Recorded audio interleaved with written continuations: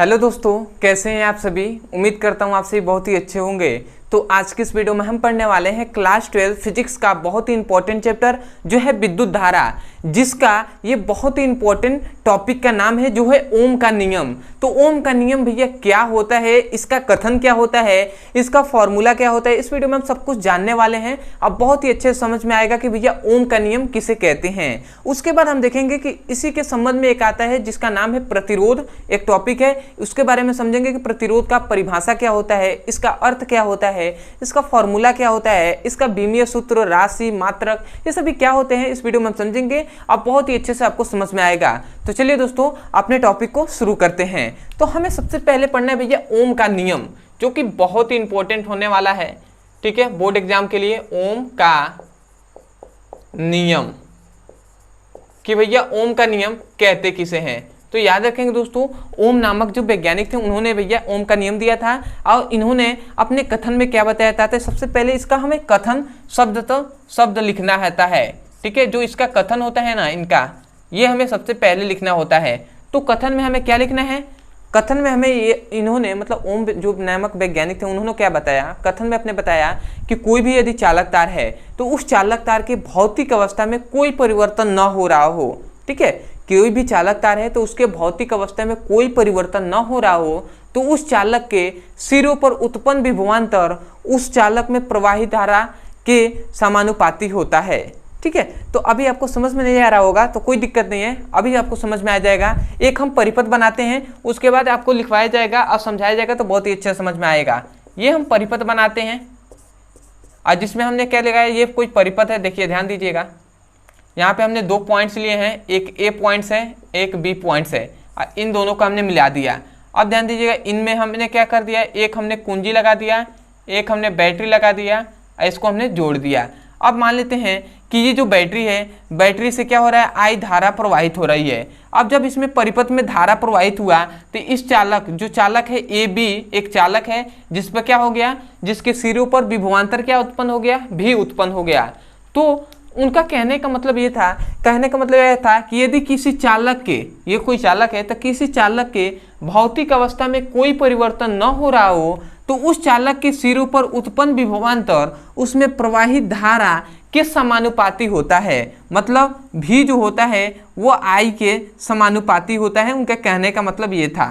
तो यही ना हम कह रहे हैं कि यदि किसी चालक के भौतिक अवस्था में कोई परिवर्तन न हो रहा हो तो उस चालक के सिरों पर उत्पन्न विभवांतर उसमें प्रवाहित धारा के समानुपाती होता है। उत्पन्न विभवांतर उसमें प्रवाहित धारा के समानुपाती होता है। ये समानुपाती का ही चिन्ह है, ठीक है। तो आशा करते हैं आपको समझ में आ गया होगा। तो मैं एक बार और ध्यान से बोल रहा हूँ, ध्यान से सुनिए और ध्यान से उसे लिख लीजिए।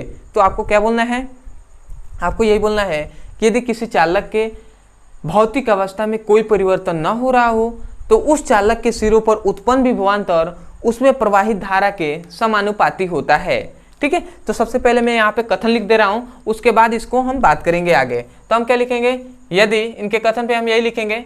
आपको ओम के नियम से ही चालू कर देना है कथन लिखकर। आपको नीचे आपको लिखना है क्या, यदि किसी चालक के भौतिक अवस्था में, भौतिक अवस्था का मतलब क्या होता है, उसके लंबाई, चौड़ाई, आयतन में कोई भी परिवर्तन ना हो, ठीक है। भौतिक अवस्था में कोई परिवर्तन ना हो, परिवर्तन न हो तो उस चालक के सिरों पर उत्पन्न विभवांतर,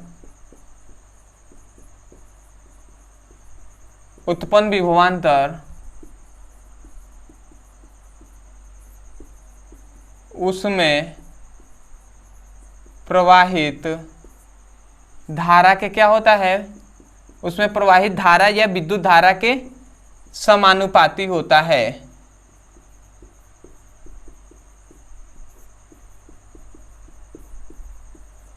होता है। ठीक है, तो यहाँ पे हमने इनका कथन लिख दिया है जो कि बहुत इंपॉर्टेंट होता है कथन।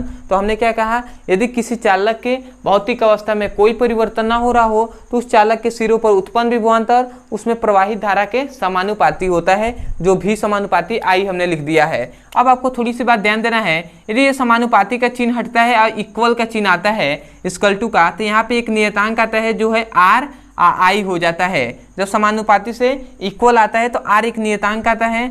अब यदि हम आर को यहीं पे छोड़ दें, इसको हम आई को अगर हम इधर भेजें तो आर इक्वल टू क्या हो जाता है, वी बाई आई आता है। तो यहाँ से हमें एक फॉर्मूला मिलता है R equal to V by I. और यहाँ पे जो आर है ना, यही है क्या भैया, प्रतिरोध है। क्या है, प्रतिरोध है। और जो भी है वो क्या है, विभवांतर है।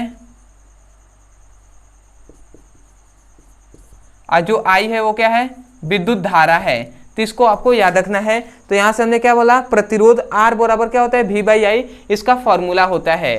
तो यहीं से हम डेफिनेशन क्या बोलेंगे, सबसे पहले तो प्रतिरोध का हम बहुत तरीके से डेफिनेशन कर सकते हैं। तो यदि हम यहीं पे थोड़े से आपको यहीं से हम प्रतिरोध के भी बारे में जान ले रहे हैं कि भैया प्रतिरोध क्या होता है। ठीक है, ओम का नियम आपको अगर पूछ ले तो ओम का नियम ये लिखेंगे, ओम के नियम का ये परिपथ बना लेंगे, उसके बाद ये फॉर्मूले इतना लिख देंगे, आपको फुल टू फुल मार्क्स मिल जाएंगे यदि ओम का नियम पूछता है तो। अब उसके बाद यदि आपको प्रतिरोध के बारे में थोड़ा सा आपको बताना है कि भैया प्रतिरोध किसे कहते हैं, इस टॉपिक के बारे में जान लेते हैं।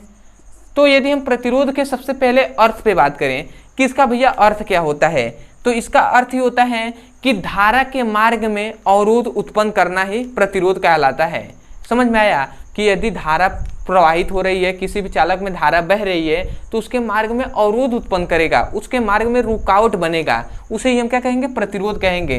तो इसका मतलब क्या हुआ कि धारा के मार्ग में, धारा के मार्ग में अवरोध। ठीक है, तो ऐसे भी हम कह सकते हैं कि विद्युत धारा के मार्ग में उत्पन्न अवरोध प्रतिरोध कहलाता है। ठीक है, तो इसका अर्थ हुआ कि धारा के मार्ग में अवरोध ही प्रतिरोध कहलाता है। तो ये तो इसका क्या हो गया, इसका अर्थ हो गया। परंतु अर्थ तो हम बताना नहीं है, हमें तो बताना है परिभाषा कि भैया परिभाषा क्या होता है। तो इसका परिभाषा हम दो तरीके से कर सकते हैं। सबसे पहले ये जो भी है ये क्या है भैया, चालक के सिरों पर उत्पन्न विभवांतर है, और ये आई क्या है, विद्युत धारा है। तो यदि हम तो इसको हम क्या कह सकते हैं, हम ये कह सकते हैं कि किसी चालक के सिरों पर उत्पन्न विभवांतर तथा उसमें प्रवाहित धारा के अनुपात को प्रतिरोध कहते हैं। समझ में आया क्या कहा जा रहा है ना। देखिए ध्यान से समझेंगे तो आपको समझ में आएगा। यहाँ से भी क्या लिखा गया है, वहाँ से प्रतिरोध का फॉर्मूला मिला है आर बराबर वी बाई आई। ठीक है, तो ये क्या है, भी है विभवांतर, और ये क्या है, धारा है, विद्युत धारा है। तो हम यही नहीं कह रहे हैं कि किसी चालक के सिरों पर उत्पन्न विभवांतर, ये चालक के सिरों पर ही उत्पन्न विभवांतर है जो भी है। तो हम कह रहे हैं किसी चालक के सिरों पर उत्पन्न विभवांतर तथा उसमें प्रवाहित धारा के अनुपात को, ये अनुपात का ही चिन्ह है, तो अनुपात को प्रतिरोध कहते हैं। तो आशा करते हैं आपको सबसे पहला डेफिनेशन याद हो गया होगा। ठीक है, तो मैं एक बार और बोल रहा हूँ, ध्यान से सुनिए, उसे लिखिए। ठीक है, क्योंकि इसको लिखवाया नहीं जाएगा, क्योंकि इतने अच्छे से बताया जा रहा है तो आप लिख सकते हैं। ठीक है, क्योंकि अपना नोट्स बनाना बहुत ही बेहतर होता है। तो आप क्या लिखेंगे, किसी चालक के सिरों पर उत्पन्न विभवांतर तथा उसमें प्रवाहित धारा के अनुपात को प्रतिरोध कहते हैं। तो ये तो सबसे पहला डेफिनेशन होगा। अब दूसरा डेफिनेशन, आप दोनों में से कोई भी बोल सकते हैं। अब दूसरा यदि हम डेफिनेशन पे बात करें तो ध्यान दीजिएगा, यहाँ से यदि हम भी को मान लेते हैं कि 1 वोल्ट है, 1 वोल्ट ले लेते हैं विभवांतर को। ठीक है, और ये धारा है जो आई है, इसको हम 1 एम्पियर ले लेते हैं, जिसे हमने ए से प्रदर्शित कर दिया 1 एम्पियर को। तो हमने विभव को ले लिया, विभवांतर को 1 वोल्ट, और धारा को ले लिया है 1 एम्पियर। तो जब इन दोनों का मान 1 हो जाएगा ना, तो इसका जो आर होगा, जो प्रतिरोध होगा उस चालक में, वो है 1 ओम के, जो क्या होगा, सॉरी ये दूसरा डायरेक्शन में चला गया। ठीक है, अभी आपको वो भी आएगा, उसको हम समझना है। सबसे पहले तो प्रतिरोध का, यदि हम धारा का मान, यदि हम 1 एम्पियर ले लेते हैं तो जो आर होगा वो क्या हो जाएगा, भी के इक्वल हो जाएगा। यही हमें बोलना था। क्या बोल रहा है, यदि धारा, विद्युत धारा है, उसका मान हमने 1 ले लिया है। 1 मतलब भैया इकाई ले लिया है। क्या, इकाई या एकांक कह सकते हैं। तो तो हम यही कह सकते हैं कि किसी चालक में इकाई धारा प्रवाहित करने पर चालक के सिरों पर उत्पन्न विभवांतर प्रतिरोध कहलाता है। समझ में आया क्या कहा जा रहा है? तो पहला तो हमने ये बोला था, पहला डेफिनेशन क्या बोला था कि किसी चालक के सिरों पर उत्पन्न विभवांतर तथा उसमें प्रवाहित धारा के अनुपात को प्रतिरोध कहते हैं, ये पहला डेफिनेशन। दूसरा क्या बोल सकते हैं कि यदि किसी चालक में 1 एम्पीयर की धारा प्रवाहित की जाए, ठीक है, या ऐसे कह सकते हैं यदि किसी चालक में इकाई धारा प्रवाहित की जाए तो उस चालक के सिरों पर उत्पन्न विभवांतर प्रतिरोध कहलाता है या प्रतिरोध के बराबर होता है। समझ में आया ना? तो आशा करते हैं आपको समझ में आ गया होगा।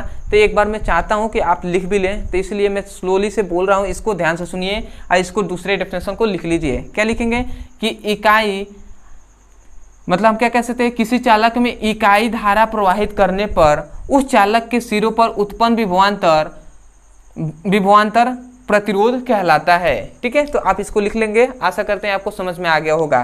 तो ये तो हो गया इसका सबसे पहले कि भैया प्रतिरोध का फॉर्मूला, और 2 हमने डेफिनेशन बोल दिया है, वो उसमें से कोई भी आप याद कर सकते हैं, आपको काम चल जाएगा। ठीक है, अब आते हैं भैया इसका मात्रक, कि भैया इसका मात्रक क्या होता है। तो याद रखें इसका मात्रक होता है ए ओम। ठीक है, इसका मात्रक क्या होता है भैया, ओम होता है। और दूसरा एक और मात्रक होता है जो होता है वोल्ट प्रति एम्पियर। तो 2 इसका मात्रक होता है, पहला होता है ओम और दूसरा होता है क्या, वोल्ट प्रति एम्पियर। दोनों को आपको याद रखना है। और ओम को किससे भैया, ओम का सिंबल होता है इस प्रकार। ठीक है, ओम का सिंबल इस प्रकार होता है। ठीक है, तो आपको याद रखना है, पाई की तरह ही होता है परंतु थोड़ा सा अलग होता है। ये ओम का सिंबल है, इसको आपको याद रखना है। अब आता है इसका मात्रक तो जान लिया, अब आता है इसके बीमीय सूत्र क्या होता है। तो यदि हम बीमीय सूत्र पे बात करें, इसका मतलब बीमा पे बात करें, तो इसका बीमा होता है, याद रखेंगे, mL2T-3 A इनवर्स 2। ये होता है इसका बीमीय सूत्र mL2T-3 और क्या होता है, A-2 होता है। तो इसको भी आपको बीमा या बीमीय सूत्र आपको याद कर लेना चाहिए। तो आशा करते हैं दोस्तों आपको परिभाषा प्रतिरोध का भी अच्छे से समझ में आ गया होगा और इसका मात्रक, बीमीय सूत्र जो भी है वो सब समझ में आ गया होगा। तो मैं यही कहूँगा यदि आपको अच्छे से समझ में आ गया है, ठीक है, अच्छा लगा हो आपको वीडियो, तो सबसे पहले तो आप चैनल को सब्सक्राइब कर दीजिएगा, वीडियो को लाइक कर दीजिएगा, और हो सके ना तो जब चैनल को सब्सक्राइब कीजिएगा तो हमें कमेंट सेक्शन में ज़रूर बताइएगा कि आपको वीडियो कैसा लगा। अदरवाइज यदि आपको कोई भी टॉपिक समझ में नहीं आता है और खासकर उसका परिभाषा समझ में नहीं आता है, तो उस टॉपिक का केवल नाम लिखना है यूट्यूब पर, अंत में हमारे चैनल का नाम ब्रदर सर लिख देना है, आपको वो वीडियो मिल जाएगा। जैसे कि यदि आपको प्रतिरोध नहीं समझ में आ रहा है तो आप जाइए यूट्यूब पे लिखिए प्रतिरोध ब्रदर सर, आपको वीडियो मिल जाएगा, वहाँ से जाकर आप अच्छे से पढ़ाई कर सकते हैं। या यदि आप क्लास 12 का फिजिक्स केमिस्ट्री का अच्छे से पढ़ाई करना चाहते हैं, चैप्टर वाइज सीक्वेंस में एक एक करके वीडियो को देखना चाहते हैं, तो आपको इस वीडियो के डिस्क्रिप्शन बॉक्स में फिजिक्स और केमिस्ट्री दोनों का लिंक दिया जाएगा। उस लिंक पे भी क्लिक करके आप चैप्टर वाइज सीक्वेंस में एक एक करके वीडियो को पढ़ सकते हैं। और यदि आपको कोई भी टॉपिक समझ में नहीं आता है और नहीं मिलता है तो आप इस नंबर पे हमें व्हाट्सएप कर सकते हैं और हमें कोई भी टॉपिक के बारे में यहाँ से जानकारी आप लिख सकते हैं और वीडियो का लिंक प्राप्त कर सकते हैं इस नंबर पे जो है 8874726058। तो चलिए दोस्तों आज के लिए इतना ही, मिलते हैं अगली वीडियो में, तब तक के लिए धन्यवाद। जय हिंद, जय भारत।